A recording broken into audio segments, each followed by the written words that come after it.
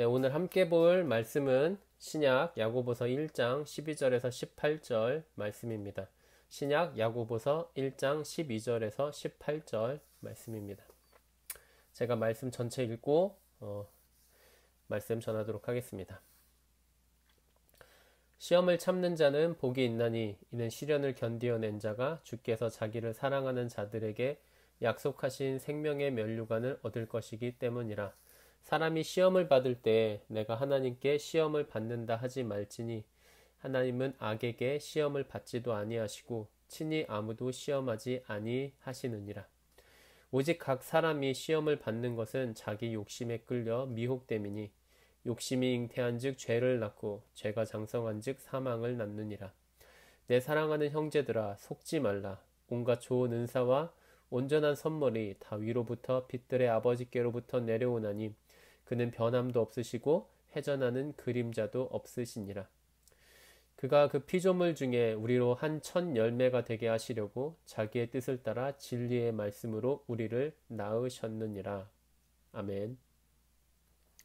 오늘 본문을 이해하기 위해서는 무엇보다도 오늘 본문에 언급되고 있는 시험이라는 단어가 정확히 어떤 뜻으로 사용되고 있는지를 알아야 할 것입니다. 오늘 본문은 시험을 참아야 한다 라는 말씀으로 시작하지만 중간에 하나님은 아무도 시험하지 않으신다라고 말하는데 뭔가 상반된 이 말씀들은 우리가 본문을 이해하는 데 혼란을 줄 수 있기 때문입니다. 그래서 오늘은 본문에 언급된 시험에 관련한 설명을 차근차근 해 나가면서 말씀의 교훈을 생각해 보려고 합니다. 먼저 본문 12절은 시험을 참아야 한다 라고 말합니다. 그리고 시험의 다른 말로 시련이라는 단어를 사용하고 있습니다. 시련은 인생에서 겪는 어려움을 의미한다는 것을 다 아실 것입니다. 그렇다면 어떤 어려움일까요? 그것에 대한 힌트는 오늘 본문의 앞선 말씀들에 있습니다. 앞선 말씀에서는 가난한 처지에 있는 사람들과 부유한 사람들에 대한 비교가 언급되고 있는데요. 지금도 빈부의 격차가 사회적 신분과 계급을 암묵적으로 나누고 있잖아요. 그리고 다들 아시는 것처럼 옛날에는 사회적 계급 제도가 합법화되어 있었고 낮은 신분의 사람들은 부유함을 누릴 수 있는 기회를 얻는 것이 불가능했습니다. 낮은 계급과 가난함은 사람들에게 많은 억울함과 고통을 가져오죠. 옛날에 비해 오늘날은 좀 나아졌다고 하지만 돈이 많지 않을 때 겪는 고통과 억울함은 오늘날의 사회에서도 여전히 목격됩니다. 아무튼 결국 오늘 본문에서 말하는 시험은 가난함이 가져오는 삶의 아픔과 고통입니다. 오늘 본문에서 말하는 시험이 가난함으로 인한 아픔과 고통이라면 시험을 참으라는 말은 그러한 고통을 그저 참으라는 말일까요? 그렇지는 않습니다. 오늘 말씀은 가난함이 가져오는 아픔과 고통을 그저 참으라는 말이 아닙니다.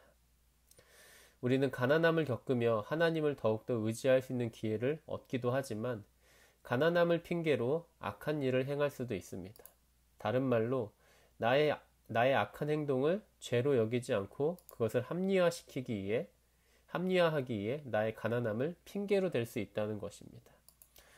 어려움에서 빠져나오기 위해 가난함에서 빠져나오기 위해 악한 일을 하도록 부추기는 것을 유혹이라고 합니다.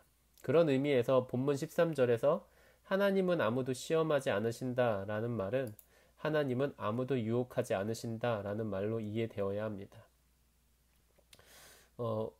우리가 읽고 있는 그 한글 성경은 이것을 유혹이라고 하지 않고 둘 다 시험이라고 이렇게 이야기하고 있잖아요. 왜 이렇게 하고 있냐면은 그 성경 원어 이제 고대 그리스어로 되어 있는 성경 원어를 보면은 똑같은 단어로 쓰여져 있기 때문에 한글 번역 성경은 그냥 둘 다 시험이라고 말한 겁니다. 근데 이제 NIV 같은 영어 성경을 보면은 이제 시험을 참아야 된다라는 말을 할 때는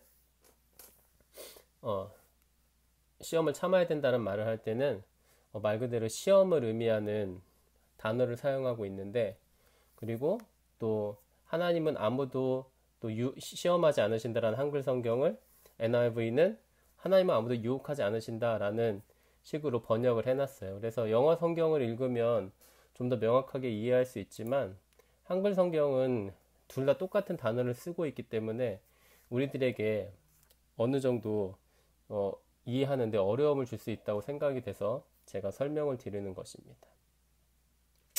네, 아무튼 하나님은 우리에게 고통을 주시지만 우리가 가난을 핑계로 우리의 죄를 합리화하도록 만들기 위해 유혹하시지는 않습니다.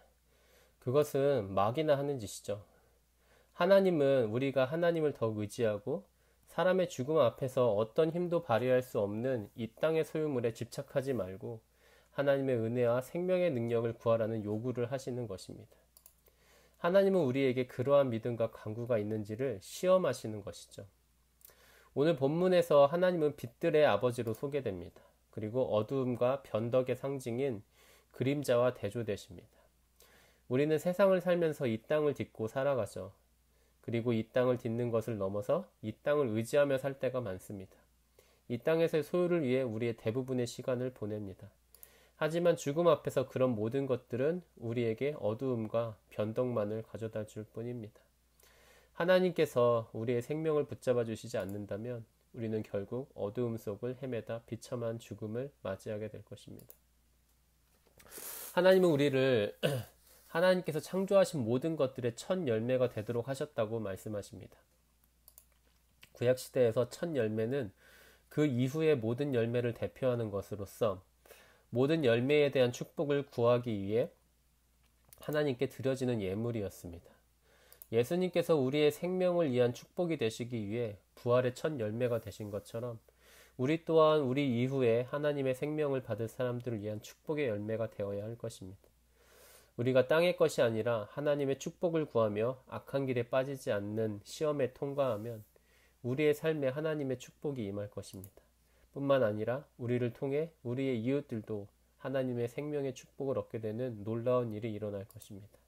함께 기도하겠습니다. 거룩하고 자비하신 하나님 아버지, 우리는 종종 우리에게 하나님께서 고통을 주실 때 시험에 듭니다. 하지만 그럴 때마다 하나님께서 우리를 유혹하신다는 잘못된 생각에 빠지지 않도록 인도해 주옵소서. 우리의 가난함과 어려움을 핑계로 우리의 악함을 합리화하려는 유혹을 이겨낼 수 있도록 인도해 주옵소서. 오직 하나님만을 의지하며 우리의 생명의 여부는 이 땅에서의 소유에 달려있는 것이 아니라 오직 하나님께만 달려있음을 고백하며 하나님의 축복을 구하는 우리가 될 수 있도록 인도해 주옵소서. 그리고 우리가 그러한 믿음을 가지고 하나님의 생명의 축복을 누릴 뿐만 아니라 이웃들도 그러한 축복을 받게 하는 귀한 통로가 될 수 있도록 인도해 주옵소서. 예수님의 이름으로 기도합니다. 아멘. 하늘에 계신 우리 아버지여, 이름이 거룩히 여김을 받으시오며 나라의 임하옵시며 뜻이 하늘에서 이루어진 것 같이 땅에서도 이루어지이다.